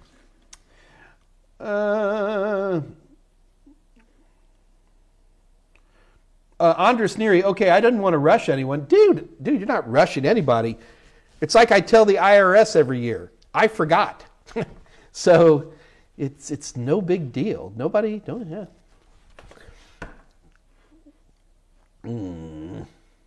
Sean McLaughlin, 324. A computer I use for watching DVDs and YouTube has broken. Okay. I think the power supply unit has failed. What would be an affordable alternative? Well, an affordable alternative would be a new power supply. Sean, what kind of system is this? Sean, this is literally the perfect question for the Discord channel. Sean McLaughlin, please join. I wasn't going to join the Discord channel today, but you know what? Just because my buddy Sean is asking a question, I will join the Discord channel today. I don't know, Sean, I don't know when we're going to start. As soon as the questions run out, we'll shut down. Then I need like 10 minutes, and then I'll jump on.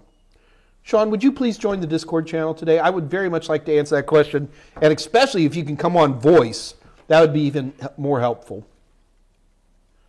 There is nothing wrong with Raspberry Pis, but a Raspberry... Oh, hello, Margot. We've got a kitty. Let's see how friendly the kitty is today. Hello, Miss Margot. Hello, cute kitty. Oof.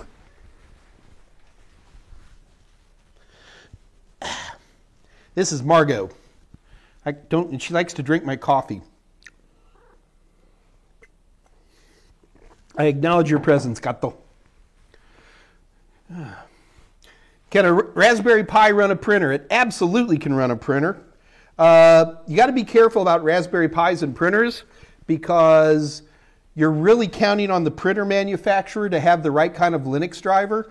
Most, especially if you stick with like Lexmark and Hewlett Packard. Oh my gosh, Kat, you're covered in hair. How crazy is that? Lexmark, Hewlett Packard, those kind of guys do a pretty good job on Linux drivers. But if you get some weird off-brand thing, you might want to be careful. And the other thing you want to look into is you want to check ahead of time and make sure that whatever printer you have, that there is a Linux driver for it. Keep in mind, especially if it's a laser printer, most of those run PCL5 or PCL6. You're fine. But you just go to the printer manufacturer's webpage and you type in the model number, and then you type in Linux driver and verify that. But that would be the only question. Dave Rush is much better at Raspberry Pis than me, but I would say it would probably run them fine.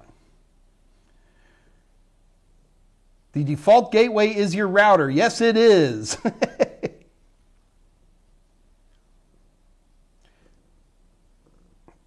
Sean McLaughlin, I need to learn and practice the subnetting still more. So Sean, the other thing I'd recommend you do is we have 3 days in a row of subnetting. One of the things that I would challenge you to do is, we've got about 8-10 practice questions we've done over the last 3 days.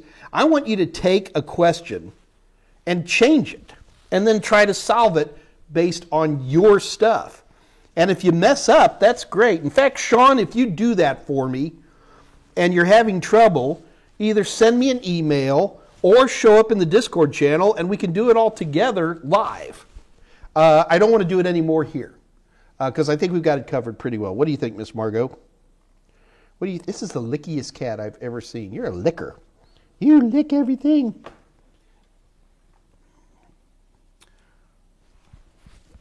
David Zientra, don't spend more than $25 on a PSU. Patricia Grace, more subnetting. How are we doing on time? It's 3:30. You guys want to do one more subnet question?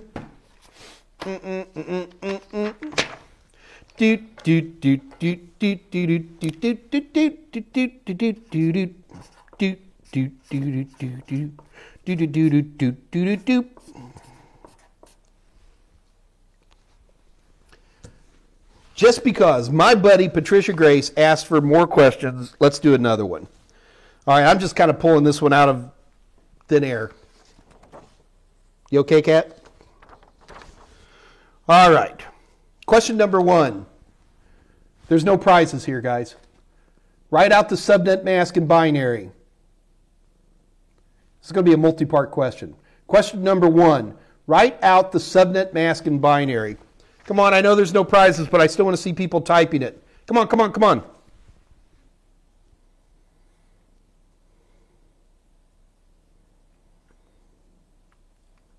Seriously, folks?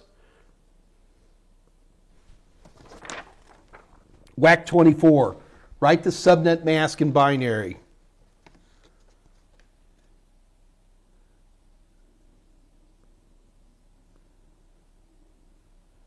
There, now we're looking. Okay, Alan, I saw what you did. Remember, a subnet mask is a series of ones followed by a series of zeros.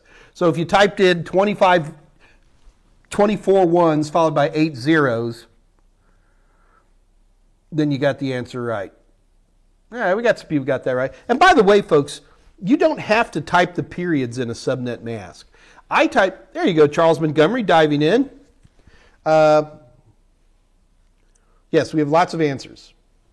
Scott Jernigan, I'm always on live chat. I'm not even sure what that top thing is. I never go there. Choco Taco, why is everyone writing out a 24 mask? Because, Choco Taco, I said, here's a network ID, write out the subnet mask in binary. That's why, because I told him to.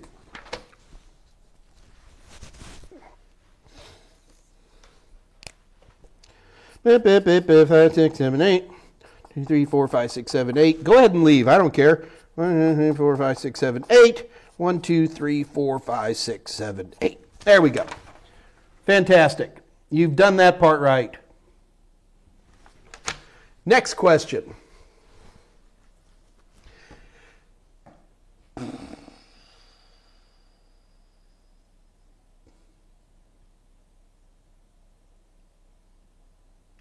Just try to think of something fun.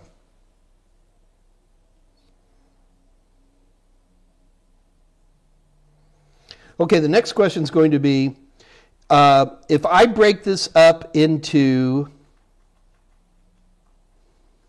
14, I'm trying to do some maths here. Why make this hard?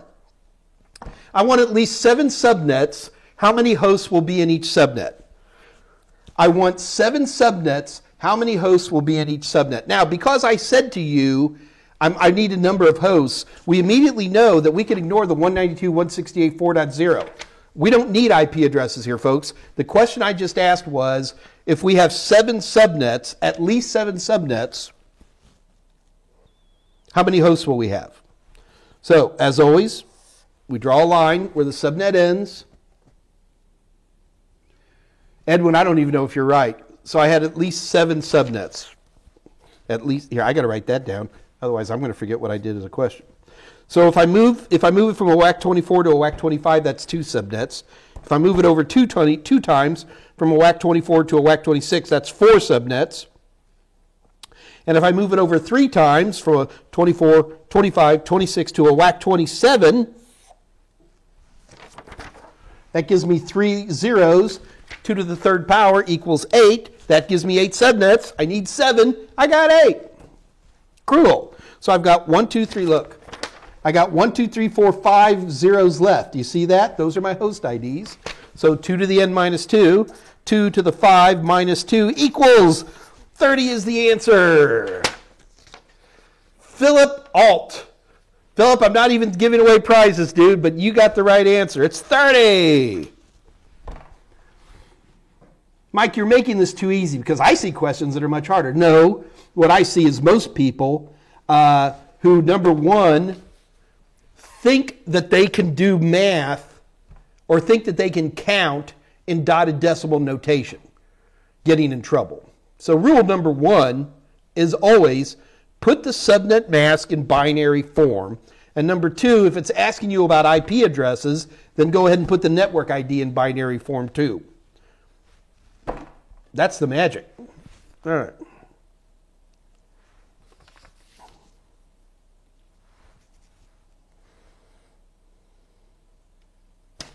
All right, let's take this same question. It's 192.168.4.0, WAC 24.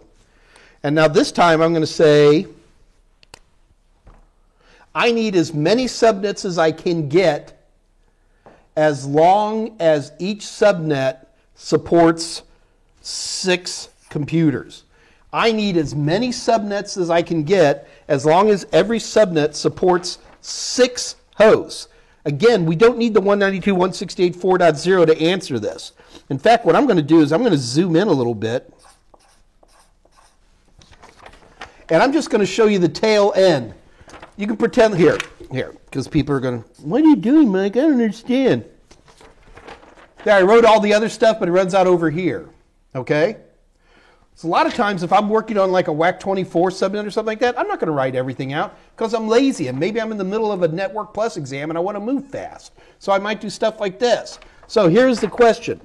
I want to break this WAC24 subnet into as many subnets as I can, but I have to make sure that each subnet supports 6 hosts. Now, normally we could go here and move this direction, and it'll still work. Here, move it over 1. You're going to have 2 subnets. Each one's going to support 126. Really, you want me to do that? It's 2 to the 7th minus 2. It's 128 minus 2. 63, 30. You can do it this way. Or, here's a little trick. If you're counting hosts, you can count this way. So, if you have a WAC 31, you have 0 and 1, 2 to the n, so 2 to the 2 minus 2 is 0. That doesn't work. If you have this many, it's 2 to the n, that's 2 to the 2. That's 4 minus 2, you get 2. Remember, I needed 6. So if I move it over 3, 2 to the 3rd is 8, minus 2 is 6.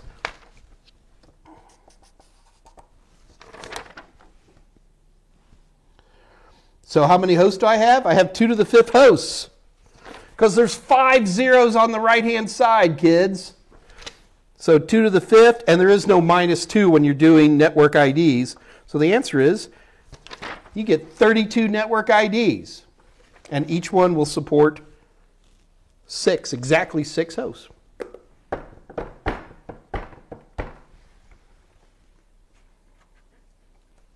What in the world, this is Choco Taco, where are you guys see these questions?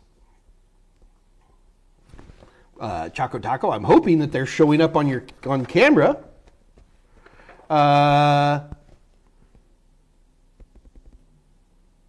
It's sometimes, and again, Choco Taco, keep in mind, we've been doing this for a few days, my brother. So, at this point, I'm expecting just good rehearsing. Tell you what, the other secret to subnetting is don't do too much in one sitting.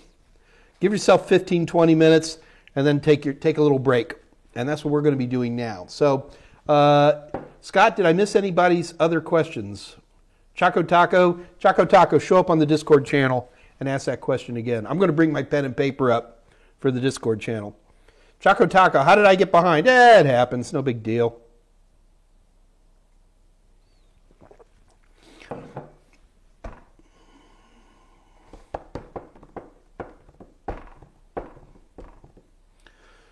Deepak, 3:39 p.m. I am finding networking concepts a bit difficult, even the ones on A+. Other than your Network Plus, do you have any book recommendation for me?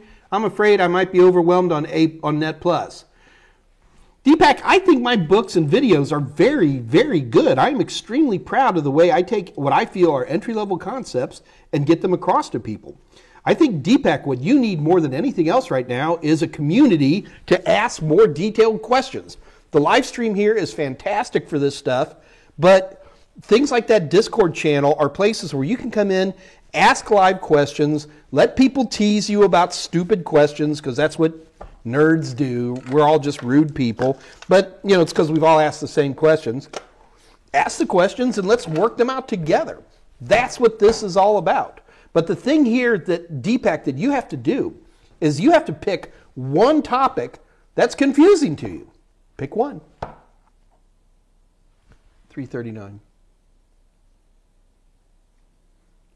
Because the one thing, Deepak, you've been around long enough that I assure you that you're plenty smart to be able to understand these concepts.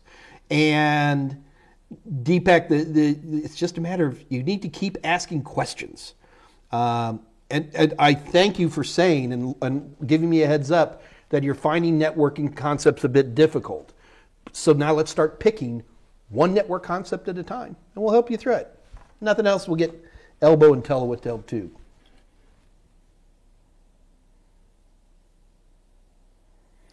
Telewit, how secure are smartwatches and devices of that ilk? Depends on the device. It's a pretty broad spectrum. If you're going to say how secure is an Apple Watch, I would say pretty doggone secure. If you were going to ask me how secure is this generic Chinese-made, cloud-based PTZ camera, I got a whole different opinion there. You can't just say across the board that smart devices are dumb or are secure or insecure. Well-maintained, updated smart devices are just as secure as well-maintained, updated operating systems. It doesn't really matter what it is. Unfortunately, I can't really answer that question. Depends on who's making it.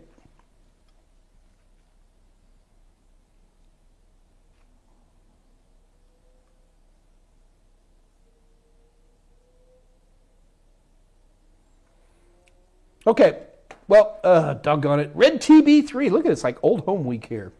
A month or so ago, you gave A+ exam tips. Do you have any exam tips for Network Plus?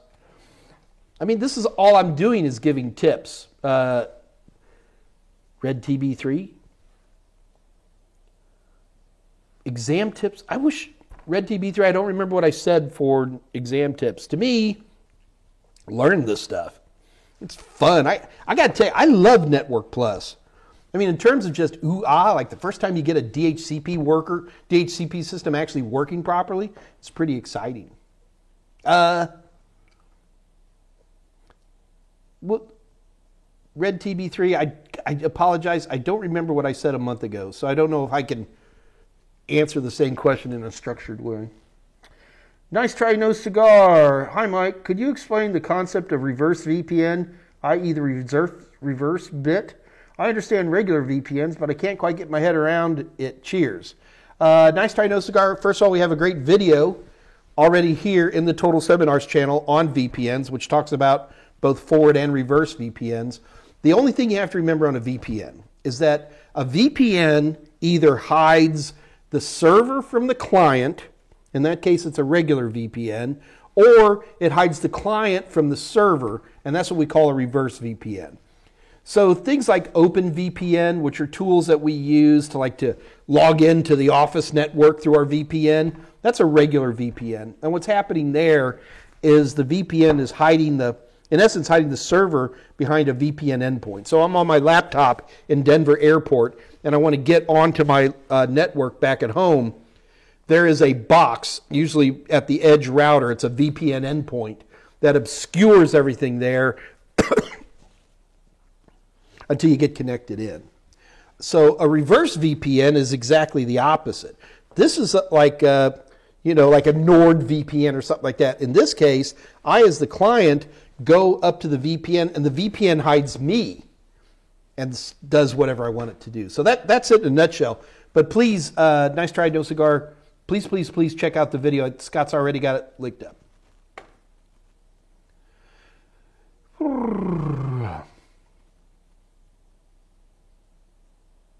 Nutty Archery. Is the OSCP the gold standard to getting into pen testing? No.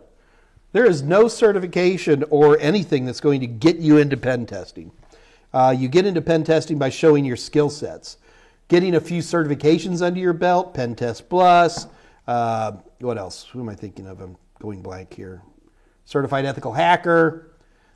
These help, but there is no gold standard. There is no one certification that'll get you in there. In fact, you can have all the certifications in the world, and if you can't pass a technical interview, or if you come across weird, sorry, and I know as nerds we come across weird sometimes, you'll have a hard time getting a job. Most of the time, when I'm dealing with folks who are having trouble getting work, it's not their lack of skills. It's usually some issue on a more personal basis. It's like, well, I don't want to leave this little tiny town or something like that. Lots of work out there. Our industry for the last 35 years has counted on taking advantage, if not straight up abusing entry-level people who then quickly move on and find better jobs. There is no gold standard. I am working very hard right now, Nutty Archery, to build up a list. It's just going to be my opinion, but yeah, going to have a lot of weight behind it, of what is a good order of certification. But there is no gold standard for any part of IT. Forget IT security. There's no de jure rule set for what certifications are taken or what are most recognized or anything.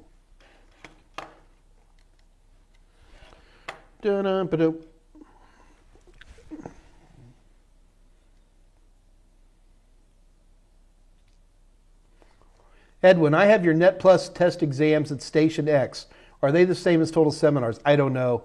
Edwin, I have a lot of customers, and I don't know who all my customers are. I'm aware of Station X. It's probably our questions, but I can't guarantee that. Nethervex, does experience trump certs? Yes. Or do they go hand in hand? Experience trumps certs. The only thing a certification is ever going to do is get your name at the top of the stack. It's going to get you into that interview so you can show people. Getting a certification, I don't care where you are. You can have a doctorate and have certifications. It's not going to get you a job. You should never ever think of that.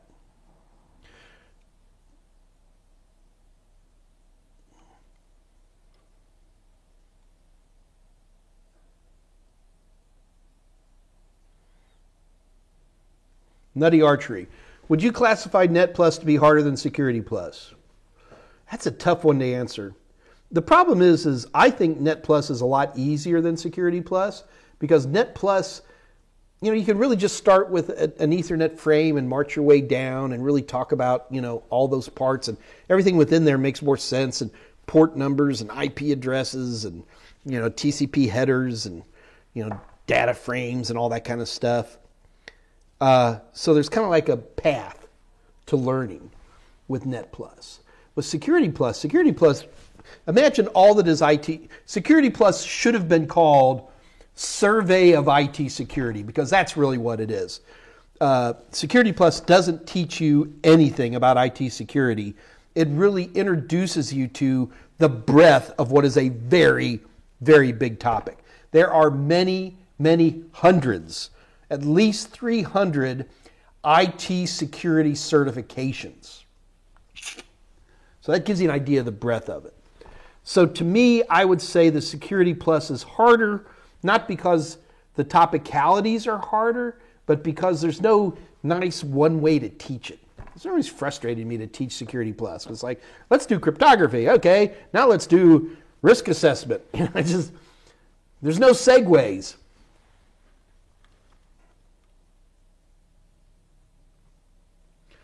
U4 Rayman, what's the difference between a SOHO DMZ and an enterprise DMZ?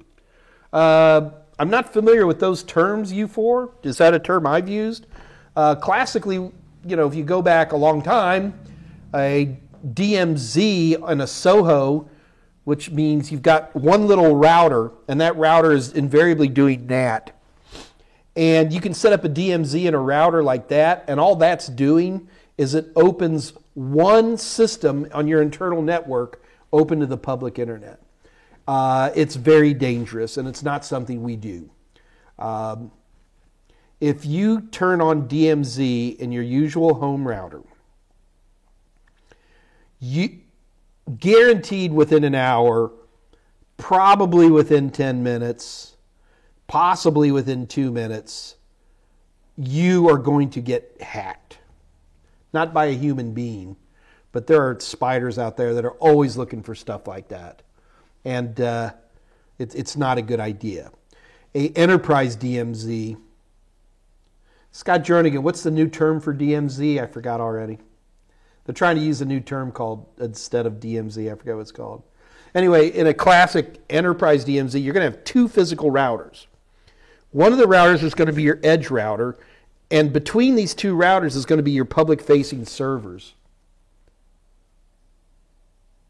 it's not perimeter. What is it? Come on, Scott. Screened subnet. That's, yeah, because demilitarized zone, obviously, because it has the word militarized in it. I don't know. Yeah, don't get me started on,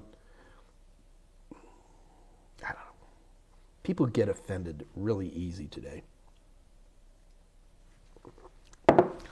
So we don't use demilitarized zone anymore, guys. We use screened subnet.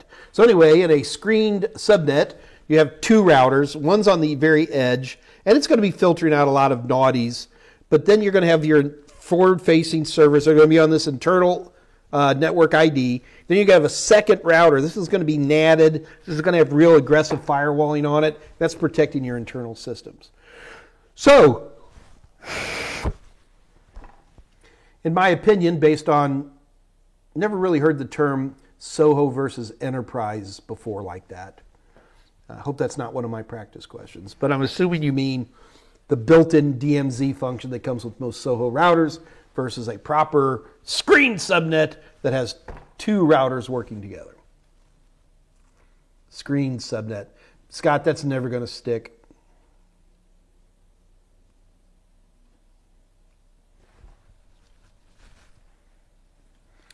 Nutty Archery. Why do so many people recommend to not get IT degrees, but most management positions require you to have one? Well, now you're getting to the philosophy of things. STEM degrees are always good. And in all due respect to those of you with liberal arts degrees, I'm not going to get into a big challenge there. In my experience, anybody with a STEM degree is going to have success with that degree. People with liberal arts degrees often, and I hate to paint, people with liberal arts degrees who show up in IT can have challenges. But anybody who tells you not to get a degree is wrong, Nutty Archery. If you can afford it through time and money, you should get a degree. A college degree does so much more than gets you a job. It's a universal education. The English courses and the history and intramural badminton and all that other stuff collectively makes you a better person, in my opinion. Join a fraternity, you know. Thank you, sir. May I have another?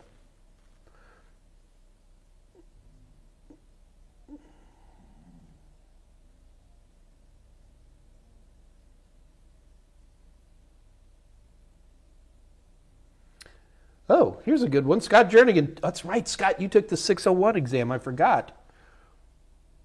So all the classes like DMZ and Man in the Middle are still on the exam. Okay, thank you, Scott. That's good information. What are you saying, Mike? My degrees are worthless? No, Scott. Your degrees are... Scott has liberal arts degrees. You're great, man. U4 Rayman. Perimeter network is apparently another alternative term to screen subnet. Or we can just call it DMZ.